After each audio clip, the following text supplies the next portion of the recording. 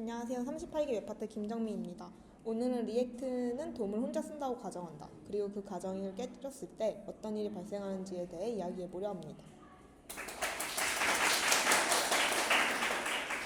제가 만들던 건 이미지 캐러셀이었어요. 페이지 번호 표시하는 코드는 단순했어요. 커런트 인덱스랑 이미지 랭스로 보여주는 게 전부였습니다. 그런데 슬라이드를 넘기면 이상한 일이 생겼어요. 콘솔에 찍어보면 커런트 인덱스는 분명히 바뀌는데 화면의 숫자는 안 바뀌고 있었습니다. 처음엔 당연히 로직 문제인 줄 알고 스테이트 관리를 잘못했나? 어디서 값이 안 넘어가나? 의심하는 대로 다 콘솔에 찍어봤는데 값은 전부 정상이었어요. 그래서 개발자 도구 엘리먼트 탭을 열어봤습니다.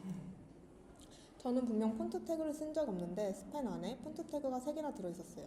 범인은 크롬의 자동 번역이었습니다. 그래서 왜 하필 이런 식으로 깨지는가? 콘솔에서는 분명히 값이 바뀌고 있는데 왜 화면만 멈췄을까에 대해 발표해 보려고 합니다. 이걸 이해하려면 먼저 리액트가 화면을 어떻게 그리는지부터 봐야 해요.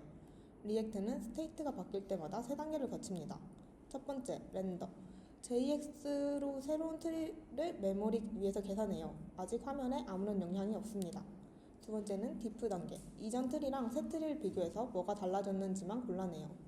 세 번째, 커밋 단계를 거치며 달라진 부분만 실제 돔에 반영합니다. 이 구조가 빠른 이유는 간단해요. 텍스트 하나 바뀌었다고 트리를 통째로 다시 그리지 않거든요. 이미 있는 돔 노드를 최대한 재사용하면서 정말 달라진 지점만 건드립니다. 근데 여기서 뭐가 달라졌는지를 알아내는 작업 자체가 사실 엄청 비싼 작업이에요.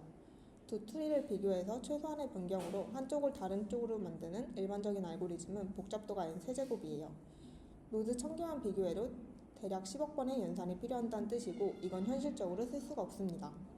그래서 리액트는 정확한 답 대신에 타입이 다른 엘리먼트는 다른 트리를 만든다. 그리고 키로 안정성 힌트를 줄 수 있다는 2가지 가정에 기반한 휴리스틱을 씁니다. 그런데 이 지름길이 맞으려면 전제 하나가 필요해요. 마지막으로 커밋한 돔 구조가 지금 실제 돔 구조와 정확히 같다. 이게 깨지면 리액트는 자기가 기억하는 트리랑 실제 화면이 다르다는 걸 모른 채로 비교하고 패치하게 됩니다. 그래서 리액트는 자기가 렌더링한 돔 영역을 외부가 절대 안 건든다고 가정해요. 오늘 발표의 본론은 이 가정이 어디서 어떻게 깨지는가입니다. 이 가정이 코드 레벨에서 어떻게 구현되는지 보려면 파이버를 봐야 해요. 파이버는 리액트 16부터 들어간 내부 자료 구조인데 JXX 엘리먼트 하나당 파이버 노드 하나가 대응돼요. 차일드, 슬라이빙, 리턴 포인터로 연결된 트리 구조입니다. 여기서 중요한 게 스테이트 노드라는 프로퍼티예요. 이게 파이버가 실제 돔 노드를 가리키는 유일한 다리입니다. 스테이트가 바뀌면 리액트는 이 파이버 스테이트 노드가 가리키는 그 노드 가서 값을 바꿔 이런 식으로 동작해요.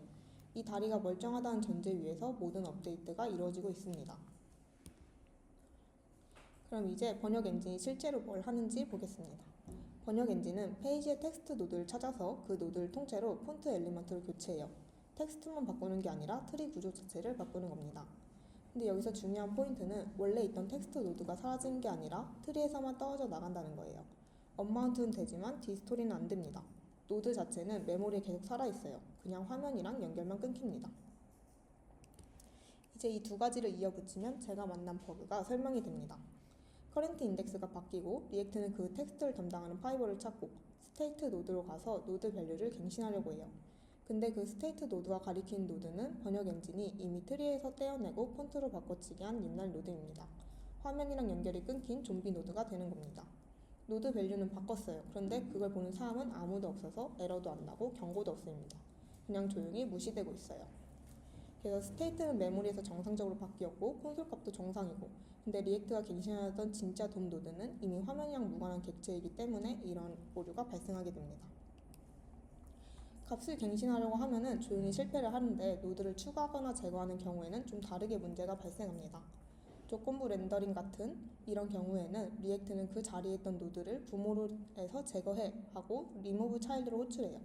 근데 번역 엔진이 이미 그 노드를 바꿔치기 해서 실제 부모 자식 관계가 리액트가 기억하는 거랑 달라요.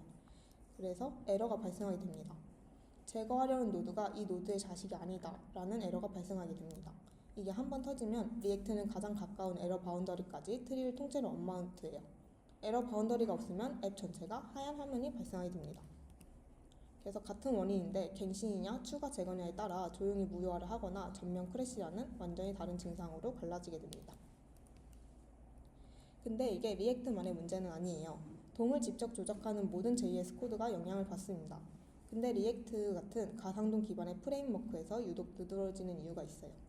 노드를 새로 안 만들고 최대한 재사용한다는 최적화 전략 자체가 돔 노드에 대한 안정적인 참조를 전제로 설계되었기 때문이에요. 매번 통째로 새로 그리는 단순한 코드라면 이런 문제가 덜 생기지만 느리게 됩니다. 리액트가 빠른 이유랑 자동 번역에 취약한 이유가 같은 이유에서 나와요.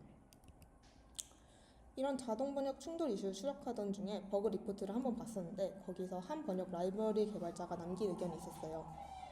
요지는 버추얼 돔 라이브러리가 돔을 자기만 건드릴 수 있는 영역으로 가정하는 것 자체가 돔이 원래 누구나 변경 가능한 설계된 구조라는 사실이랑 충돌하는 거죠.